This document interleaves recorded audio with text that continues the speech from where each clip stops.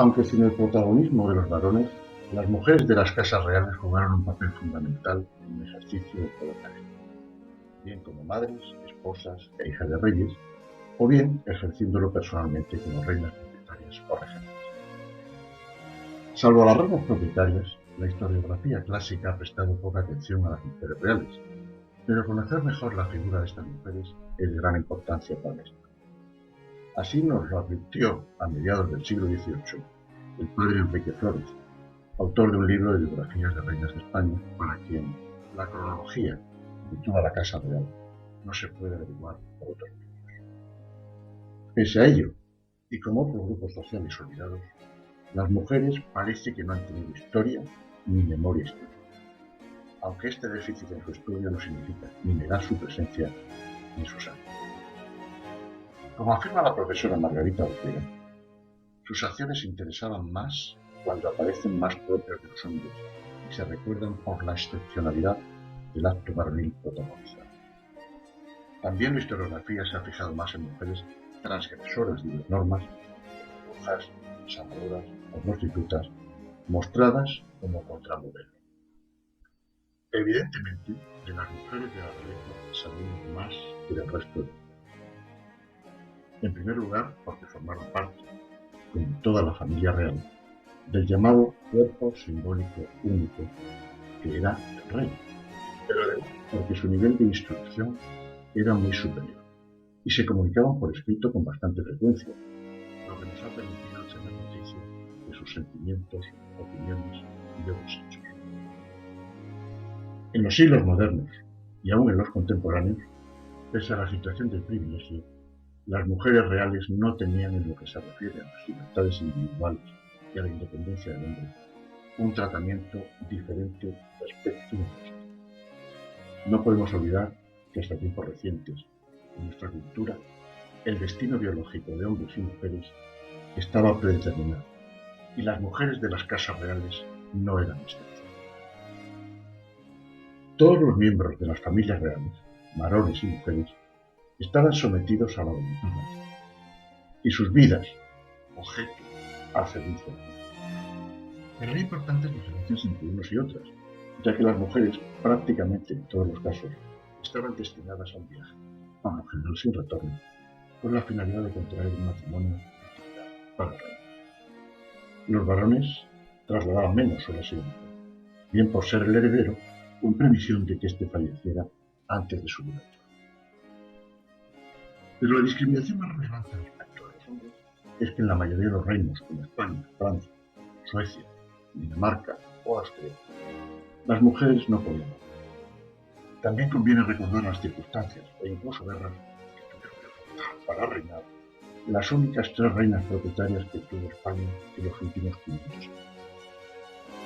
La figura de las mujeres de las casas reales y de las reinas consortes especialmente se enmarcan en la historia del poder y debemos considerarlas figuras de gran importancia y portadoras de gran carga de simbolismo. Y dado que en las casas reales se fundían lo privado y lo público, sus vidas estaban sujetas a las necesidades de la monarquía. No eran las vidas de cualquiera, y esa vida estaba perfectamente regulada por sus deberes, reglas de etiqueta, ceremonias públicas y hasta sus momentos más íntimos. Todo en aras de la imagen de la monarquía. Desde su nacimiento hasta su entierro, las vidas de las mujeres reales estuvieron sometidas a los dictados del rey, tal vez como todos los miembros varones de la realeza, pero en condiciones que reflejaban su inferioridad jurídica y política respecto de estos. Esta inferioridad llega a su máxima expresión cuando se establece la preferencia de los varones para acceder al trono, y de manera aún más contundente cuando por ley se impide que la mujer pueda reinar. Las leyes sálicas, probablemente recopiladas en el siglo VI por el rey franco Clodoveo I, fundador de la dinastía merovingia, excluía a las hijas heredar la tierra, pero sin entrar en el tema de la sucesión real. Posteriormente, durante los siglos XIII y XIV, esta ley fue adaptada para negar el acceso de mujeres al trono en Francia y adoptada por otras monarquías. Aparece en España con la llegada de los Borbones en el siglo XVIII. En 1713, Felipe V dictó un auto acordado en este sentido, derogando las reglas sucesorias castellanas establecidas en las partidas y fijando el sistema de agnación rigurosa, siendo preferidos todos los descendientes varones por la línea recta de la línea a las mujeres y sus descendientes, aunque ellas y los suyos fuesen de mejor grado y nivel. En 1830, la pragmática sanción de Fernando VII anuló la ley sálica en España con la finalidad de que reinara su hija Isabel. Este cambio sirvió de detonante de la Primera Guerra Carlista. Los casos de Luisa Isabel de Orleans y Mariana Victoria de Borbón y sus matrimonios concertados son buenos ejemplos que nos ilustran las anteriores consideraciones. La Guerra de Sucesión Española, que se cerró en 1713 con el Tratado de Utrecht y supuso para España el final de su presencia en Italia. Felipe V, en la idea de recobrar esta antigua presencia, inició una política exterior agresiva para recuperar estos territorios italianos. Según un testigo de la época, el marqués de San Felipe, la esposa del rey, Isabel de Farnesio, pretendía colocar a su hijo en las dos soberanías de Toscana y Parma. Y para ello, en sus palabras, se debía esperar más de la negociación del arte que de la razón de los hombres. El intento de recuperar Italia lleva a España a una guerra contra la cuádruple alianza que concluye sin ninguna ventaja para España, pero con la renuncia de Felipe V a sus aspiraciones al trono de Francia, lo que permite mejorar las relaciones entre la familia borbónica y posibilita la firma del Tratado de Madrid con Francia e Inglaterra en 1721, que además de temas defensivos sellaba el acuerdo con el concierto de 3 matrimonios de las familias reales de Francia y España. El rey Luis XV de Francia se casaría con la infanta de España Mariana Victoria, Luis I, príncipe de Asturias, con la princesa Luisa Isabel de Orleans, y el infante Carlos, futuro Carlos III de España, con Felipa Isabel de Orleans. Todos eran niños y tanto varones como mujeres estuvieron al servicio de su reino. Pero había diferencias. Los varones se quedaron en su país y los 3 se darían la reina. Ellas, ninguna de estas cosas. Como símbolos del poder, la imagen de las princesas y las ceremonias a su alrededor estaban perfectamente pautadas, y muestra de ello fue el intercambio de princesas que tuvo lugar en la isla de los Faisanes el 9 de enero de 1722, del que base detallada un documento que se conserva en los fondos de la Universidad de Sevilla. Un ceremonial que repetía otros anteriores como el de Isabel de Borbón y Ana de Austria. En el siglo XVIII ya se alzaban voces contra la supuesta inferioridad intelectual de las mujeres, algunas tan reputadas como la del padre Feijó, contemporáneo de los príncipes a los que acabamos de aludir. En su libro, Defensa de las Mujeres, utiliza como ejemplo a la reina Bárbara de Braganza, que es presentada como paradigma de lo que se concibe como una adecuada educación. Con esta obra reabre la querella de las mujeres en España. La educación de las princesas se orientaba a los fines a que éstas estaban destinadas.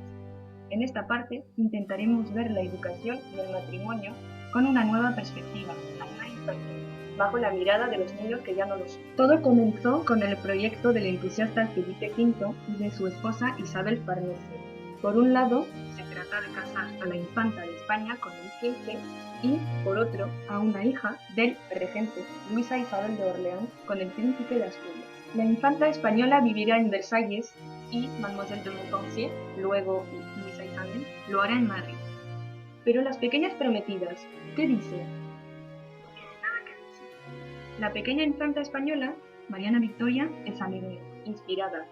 Ella arrebata a todos con su inteligencia y sus ocurrencias que no parecen las de una niña de 4 años. Ya estaba siendo educada para ser la esposa de un rey. Cruzará Francia y será realmente bien recibida como reina. Por el otro lado, la princesa enviada a Madrid es una adolescente rebelde y poco atractiva. Luisa Isabel de Orleans es una chica ingrata, gruñona y rebelde que está totalmente perturbada. La que se convertirá en la reina de España es una adolescente bastante desquiciada y casi analfabeta. Nos enfrentamos al reino de los niños que solo son peones en el espectro político del momento. Además, dada su edad, su opinión no importa. ¿Qué les pasa a estos niños atrapados en situaciones que nos trascienden? ¿Y su educación? Su educación es muy interesante de estudiar. En primer lugar, porque es tanto el reflejo como la matriz de las normas sociales de la época que hacen que las niñas y las mujeres sean vistas ante todo como esposas prometedoras. Nos permite estudiar las desigualdades de género, pero también observar la forma insidiosa en que se forman desde la infancia. Evidentemente, no se debe esperar encontrar en este momento una paridad entre los sexos en la educación. La educación de las niñas no se valora en igual medida. La educación es un asunto de Estado para estos niños reyes, dado la necesidad de transmisión política. La educación de la mujer estuvo presidida por la idea de la superioridad innata del hombre, que por tanto justificaba la subordinación de la mujer. El nacimiento los destina a diferentes fines políticos.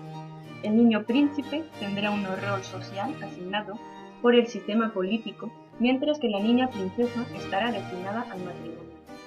Desde que nacen, estos niños son sometidos a una estrategia de diferenciación que los integra en un orden familiar, social y político para asegurar la continuidad de la corona.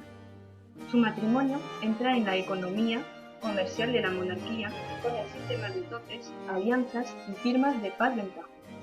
Todos los príncipes solían estar muy bien educados para su misión. Sin embargo, este no es el caso de Luisa Isabel, que come con los dedos y eructa en la cara del embajador francés Sosimo, según el mismo relato. En esa época aún se educaba según el fin a que estaba destinada la mujer, y, si las primeras hijas del duque de Orleans fueron educadas para casarse, ese no era el caso de Luisa Isabel, para la que no se contemplaba una boda real. Su padre, el regente de Luis XV, tal vez se deshizo de una hija histérica y analfabeta enviándola a la corte de España con un provechoso matrimonio. Casi no recibió educación, apenas podía leer y escribir.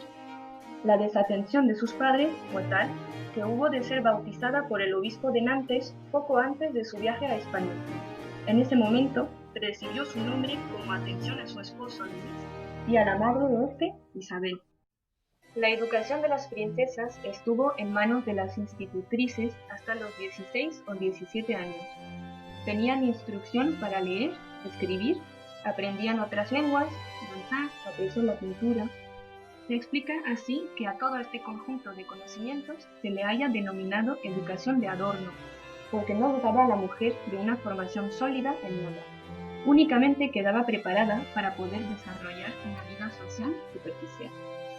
La educación de los varones servía para reforzar sus cualidades, para sus expectativas sobre sí mismos y sobre sus propias vidas. Estaba destinada en última instancia a saber ejercer el poder.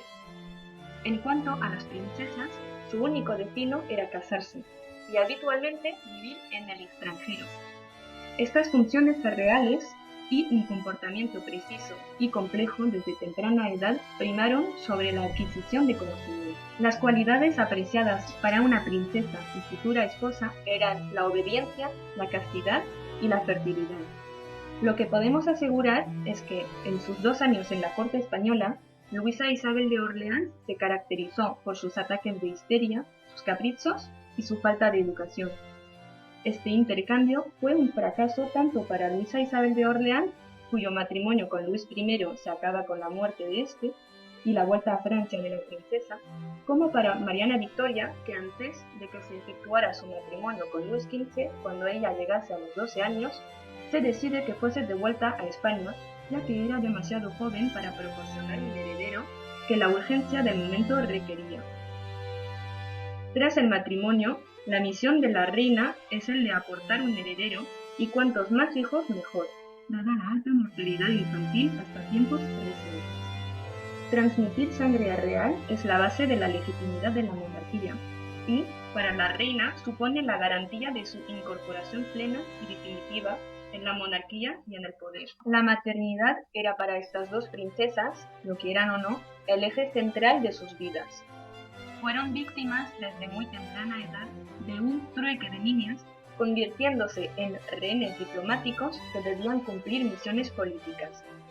Desde su más tierna infancia y hasta la edad adulta, estas princesas han sido el objeto de subordinación mediante construcciones que les imponen un papel o rol de esposa y de madre. Estas princesas no son más que instrumentos que se desechan con la misma frialdad con la que fueron hechas para ir a su destino, o para recomponerlo, como en el caso de Mariana Victoria, para quien se concertó matrimonio con José I de Portugal, a la vez que su hermano, el futuro Fernando VI, se comprometía con la portuguesa Bárbara de Braganza para retomar la vieja alianza luso-española. Por su parte, Luisa Isabel de Orleans, la princesa viuda, terminará en un estado lamentable a su regreso a Francia. Murió en el olvido con tan solo 32 años el 16 de junio de 1742 en el Palacio de Luxemburgo. La princesa ni siquiera pudo elegir el lugar de su entierro. Se le negó el panteón de los reyes en el Escorial por no ser madre de rey. Este destino de matrimonio y maternidad no significó que las reinas no tuvieran además un papel muy relevante en la corte y en el gobierno de la nación. Se servían para ello de asesores y personas afines de la nobleza o el clero. De hecho, la casa de la reina solía tener un importante presupuesto y cientos de servidores, y su influencia era perseguida por las distintas facciones cortesanas, situación que llevó en ocasiones a que los propios reyes tomaran cartas en su organización y designación de cargos de confianza de la reina. Las viudas reales son un real problema en la corte. Si además no han sido madres, el panorama se les complica aún más. La dote y las capitulaciones eran un buen medio para prevenir la situación de pobreza, y en el caso de Luisa Isabel, la dote había sido muy famosa, alrededor de 800.000 escudos. Pero cuando murió Luis I se planteó un problema de Estado. ¿Qué hacer con ella? Los reyes de España no la querían en la corte, y Francia intentó evitar su retorno. Otro caso próximo en el tiempo fue el de Mariana de Neuburgo, viuda de Carlos II, a la que además sus preferencias por el archiduque Carlos llevaron al destierro de millones, si bien con un séquito y servicio de 400 personas. Incluso enferma y anciana le costó ser perdonada y volver a España, y solo se le permitió instalarse en Venezuela.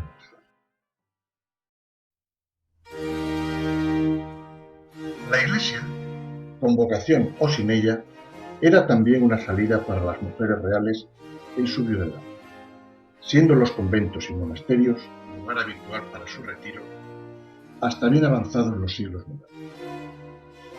Hubo casos de ingresos forzados, aunque temporales, como el de Luisa Isabel en las Carmelitas de San Bernardo. Pero también las reinas fundaron instituciones para su retiro, como el Monasterio de la Encarnación, fundado por Margarita de Austria, o el de las Descalzas Reales, fundado por Juana de Austria, y en el que también se internó su hermana María, viuda del emperador Maximiliano II. El ejercicio de la regencia es la máxima expresión del poder en una reina no propietaria. Evidentemente, hay variabilidad en los casos, determinada por capacidades propias de la mujer, su ambición u otras circunstancias que rodean a la regencia. Y del mismo modo, hay variabilidad en el resultado. Mariana de Austria fracasó en la misión, pero Isabel de Farnesio consiguió muchos de sus objetivos, igual que Juana de Austria e Isabel Clara Eugenia, que tuvieron altos niveles de responsabilidad. Una de nuestras protagonistas, Mariana Victoria, fue regente de Portugal en los periodos de enfermedad de su esposo José I. Pero, aunque regentes, las reinas eran mujeres, y esta condición afectaba a la legitimidad de su vida.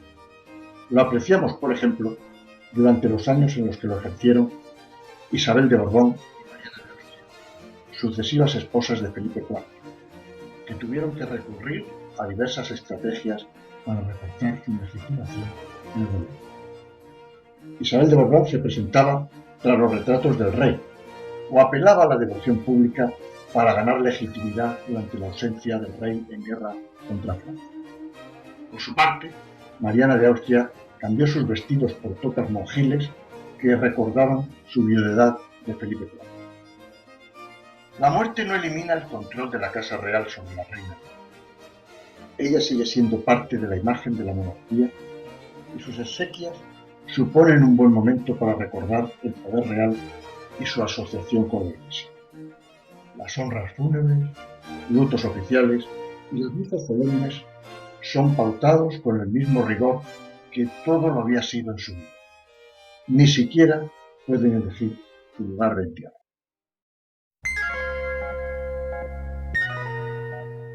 Como hemos visto, hasta tiempos recientes, el destino biológico de hombres y mujeres estaba predeterminado por su sexo.